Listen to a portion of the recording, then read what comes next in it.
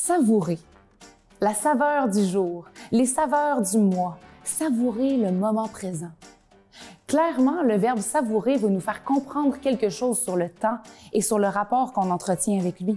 Peut-être que ce que ce verbe-là essaie de nous dire, c'est que nos existences méritent d'être savourées avec la même intensité que quand on s'extasie de plaisir, une fourchette à la bouche. Peut-être que ce que ce verbe-là tente de nous enseigner, c'est que les secondes qui passent sont aussi délicieuses qu'un fondant au chocolat noir ou qu'une olive parfaitement mûre et assaisonnée. Bon, je sais que de l'olive au chocolat noir, je ratisse large, mais c'est juste que j'essaie de faire saliver tout le monde, de la dent la plus sucrée à la dent la plus salée. Peut-être finalement que pour savourer toutes les flaveurs de la vie, le temps est notre meilleur allié. Qu'est-ce qu'elle vient de dire, elle, là? Flaveur, oui, oui, vous avez bien entendu. C'est une sensation provoquée à la fois par le goût d'un aliment et son odeur. Quoi qu'il en soit, aujourd'hui, je vous invite à vous avouer vaincu devant les innombrables saveurs de la vie et à venir à la rencontre de quelques-uns des 1001 visages de ma communauté.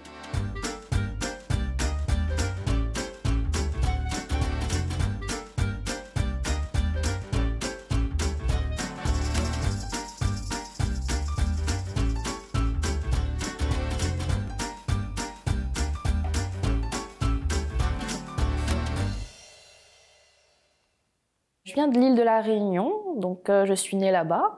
J'avais pas de bagage professionnel pour pouvoir travailler au Québec, sauf que j'aimais beaucoup faire de la pâtisserie. Donc j'ai commencé à chercher, c'est là que j'ai fait l'entrevue et tout. Je me souviens, j'avais plein de petites notes devant mon écran d'ordinateur. Je me dis bon, allez, faut pas que je me loupe. C'est la seule boulangerie à Matane. J'ai pas envie de faire autre chose. Ils m'ont accepté et ça s'est vite enchaîné. Je suis partie là, en juin 2018. C'était mon tout premier voyage, tout seul. Mes parents étaient vraiment inquiets ce jour-là. Ils avaient peur que je perde mes valises, parce que je suis quand même assez maladroite. Et justement, j'avais un sac à dos, une très grosse valise et mon petit chien qui était dans son petit sac, qui pesait même pas 4 livres. Et le truc le plus fou, c'est que en fait, arrivé à Montjoly, ils n'avaient pas mes bagages. Je me rappelais plutôt que mes parents me disaient « Ne perds pas tes bagages, hein, Linda !» J'ai fait « Bon, je crois que je les ai perdus. » Ça m'est revenu le lendemain après, mais il n'y a pas de problème. Je m'appelle Linda Marie-Elvina Promy et ça fait 6 ans que je travaille pour la boulangerie Toujours Dimanche à Matane.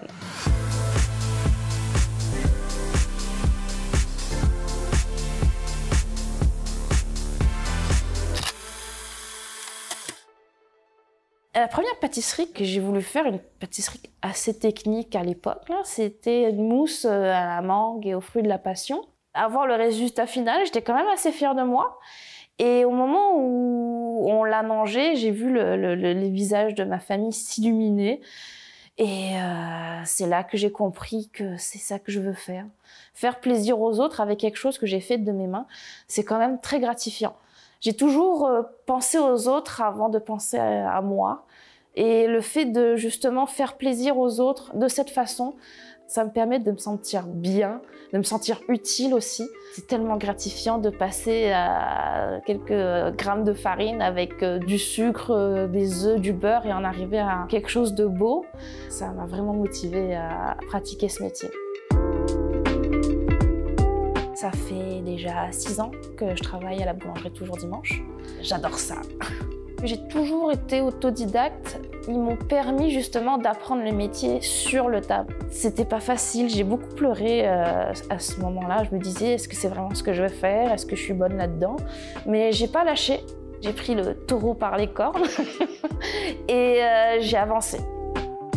La Réunion est quand même particulière parce que c'est une île multiculturelle. Par exemple, quand quelqu'un nous demande de quelle origine on dit on est réunionnais, c'est très mélangé. Et par exemple, moi, pour ma part, j'ai des origines malgaches de Madagascar, européennes. Ma grand-mère maternelle me disait que son grand-père était allemand. C'était ça, c'est beaucoup de mélange. C'est très riche, la culture culinaire à La Réunion. En fait, c'est un mélange de cuisine chinoise, indienne, africaine aussi, européenne. C'est un peu mélangé, en fait. C'est difficile à dire parce que j'ai toujours vécu là-dedans, je trouve ça normal. Un dessert que j'aime beaucoup, c'est le gâteau aux patates. C'est à base de patates douces, de vanille, de beurre. C'est trop bon. Ma mère m'a donné une recette, sauf qu'elle ne prend pas de balance ou de mesure pour faire des pâtisseries.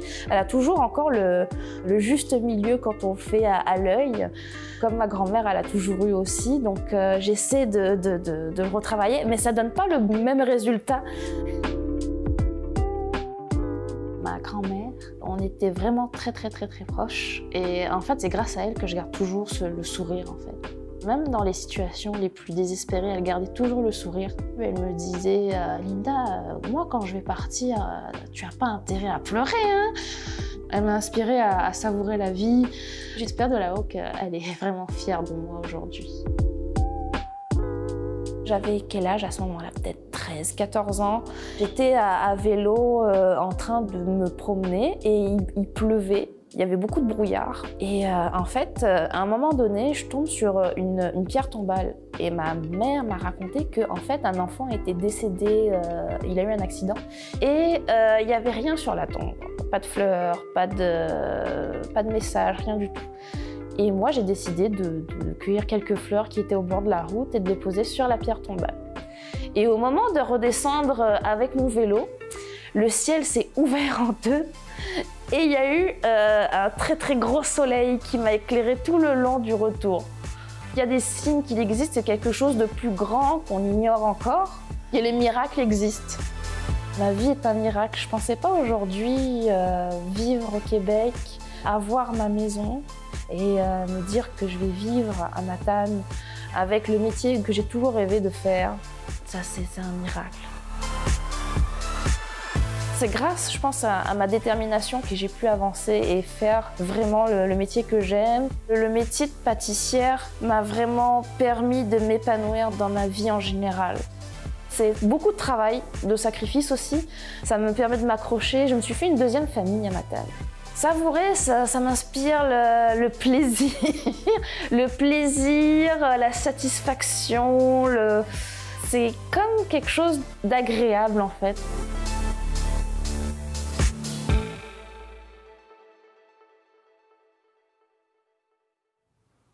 Jeune, je me souviens que j'ai toujours été attiré par les gens de métier, les artisans passionnés. Que ce soit un forgeron, que ce soit un producteur de fromage, confiture, peu importe. C'est des gens qui sont fiers de ce qu'ils font, qui sont passionnés.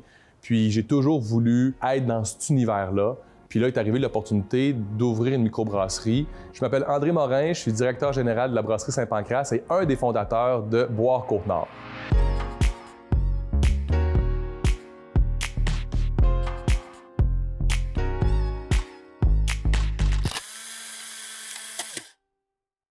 J'ai débarqué dans l'univers de la fabrication de la bière au cégep. On se mentira pas, là, c'était de la bière hyper artisanale. Aujourd'hui, je ne reboirai pas de cette batch. La bière de microbrasserie aujourd'hui se démarque vraiment par le fait qu'elle travaille avec des produits locaux souvent ou de proximité et de grande qualité.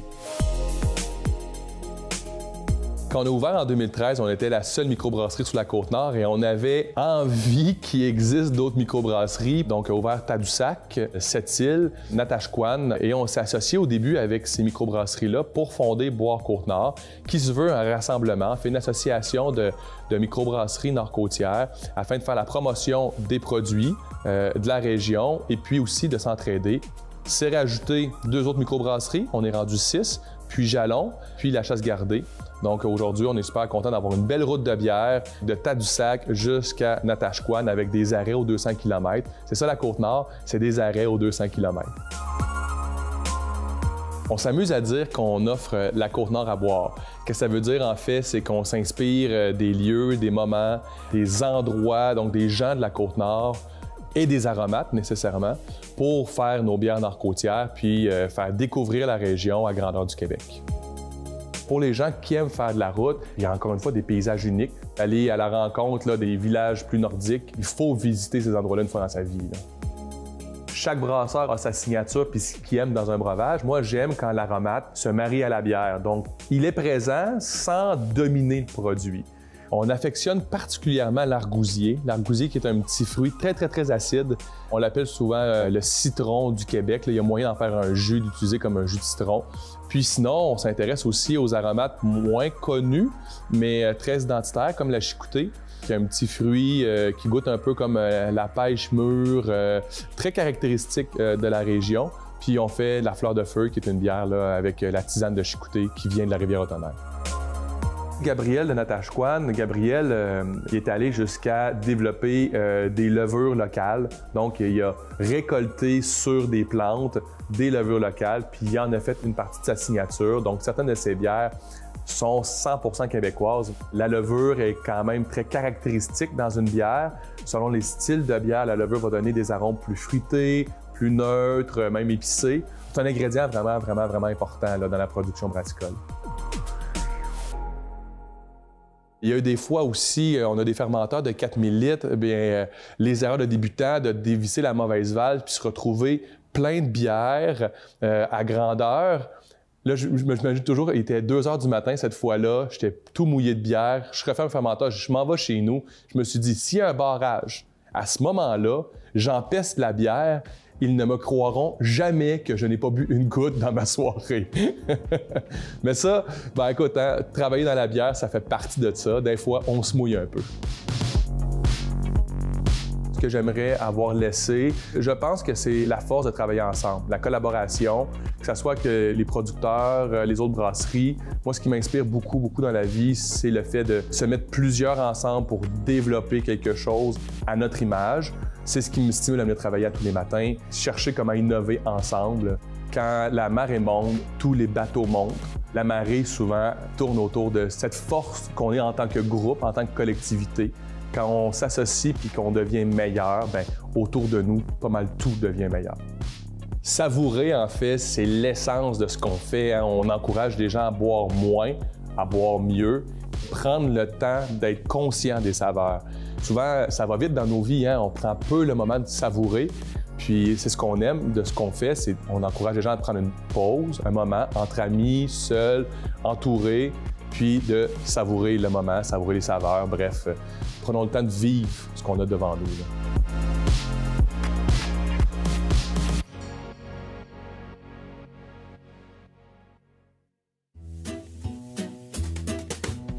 C'est le concours à Noël pour les brioches. Mes grands-oncles les cachent dans les armoires. Parce qu'on loue un presbytère à Noël. Puis là, ben, souvent, les armoires sont vides, alors ils les cachent dans les armoires. C'est qui gagne le concours de brioche? Souvent moi. C'est quoi ton plat préféré? Des pâtes, je disais. Des pâtes? Des pâtes à quoi? Pesto, sauce rosée. Ah ouais? Ouais. Le temps des fêtes, je vais recevoir ma famille ici. Ah. Ça va faire la 3e année que je suis ici. Puis là, j'ai invité toute ma famille à venir. Ça fait que je vais refaire les repas que je faisais avec des trentaines puis quarantaines de personnes chez nous à la maison. On était une grosse famille. Alors, c'était la tourtière, c'était le cipaille, c'était les desserts. Là, ben là, j'en faisais plusieurs. Il y avait des beignes, je faisais le pain chaud. Je savoure le moment où je suis avec toute ma famille, entourée des miens, puis mes petits-enfants, ma famille. C'est super. J'aime le monde. Oh. On était quand même une famille de 9 enfants. Mon père était bûcheron, ma mère était à la maison. Ma mère était une grande cuisinière. Elle cuisinait à la maison beaucoup, là. C'est de là aussi que j'ai appris jeune à m'amuser à faire à manger. J'ai commencé à la cantine chez Lily, à Nouvelle-Ouest, à 88, préposée aux patates. Vraiment dans le derrière de la cantine. J'avais 25 ans, les alentours de... Graduellement, j'ai intégré le devant, à la plaque, comme on dit. Après, le comptoir au service, mais j'ai eu la piqûre. C'est là que j'ai développé mon amour pour la cuisine de fast-food. Au début, c'était Madame Bonbon, parce que je donnais des bonbons aux enfants dans leur commande quand ils arrivaient. On va aller à la cantine de la Madame Bonbon. Je suis Marielle Doucette, je suis native de Nouvelle, je suis propriétaire de la cantine Clitsol de Nouvelle, mais la plupart des gens m'appellent Madame Cantine. Je suis connue comme ça.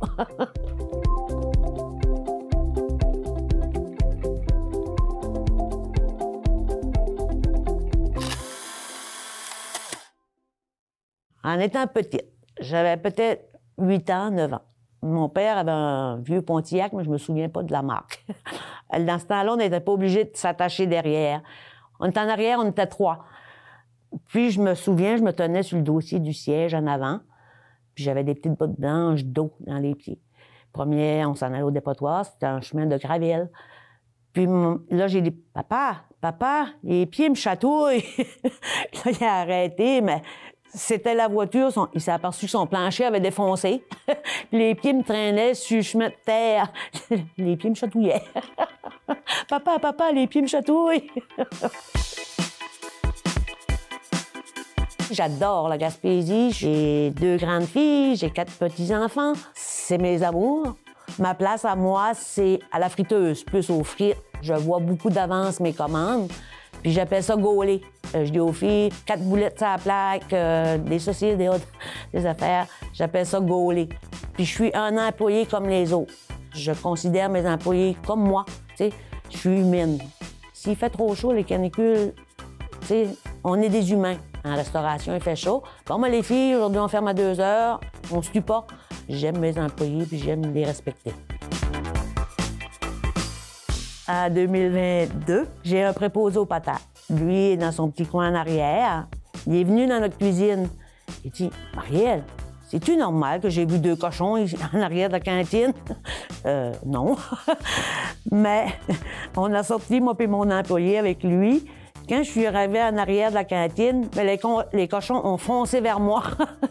Puis j'aime pas vraiment les cochons, ils étaient quand même gros. C'est la voisine qui gardait les cochons, puis ça avait échappé de leur enclos.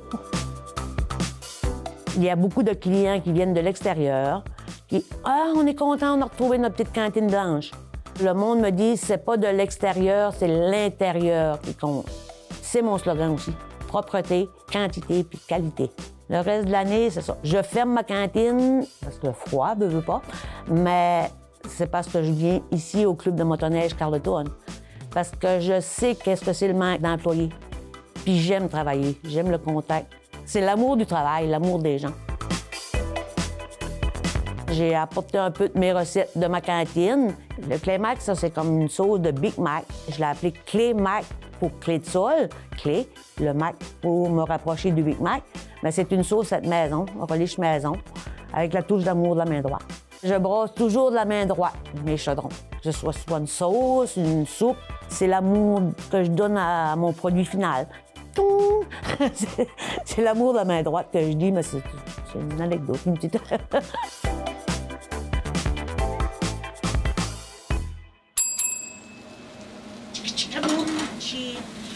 Une frite croustillante, tu sais, une frite bien cuite, là.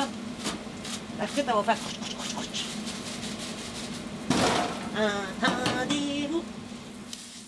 Quand quelqu'un arrive au comptoir ou que quand je reçois sa commande en arrière, il t'a-tu précisé pas de poids dans sa galvaude? Non, il m'a pas dit ça. Mais je connais mon client en avant, habituellement. Leur retourne lui demander « Voulais-tu des poids dans ta galvaude? » Non. Quand les clients appellent aussi, ils disent souvent « Ben, Marielle me connaît, Marielle sait comment est-ce que je mange ça. Dis-moi qui tu es, je te dirai qu'est-ce que tu manges. » Il y a Lily, c'était une de mes très grandes amies. C'est pour elle que j'ai commencé à travailler à la cantine, qui m'a fait développer l'amour de ça. Elle est décédée du cancer du cerveau. J'ai été à l'hôpital la remercier pour tout ce qu'elle m'avait donné, qu'est-ce qu'elle m'avait appris. Un jour à la fois, la vie est un jour à la fois, et demain est un autre jour. J'aime à savourer la vie, je suis une personne positive. Tant et aussi longtemps que je vais avoir la santé, je vais travailler. Tant et aussi longtemps que je vais aimer mon métier, je vais travailler. C'est l'amour du travail, c'est une passion. J'aime la vie, j'aime le monde, j'aime que le monde soit heureux. Savourer la vie, profiter du moment présent. C'est ce que je dis, il faut être positive.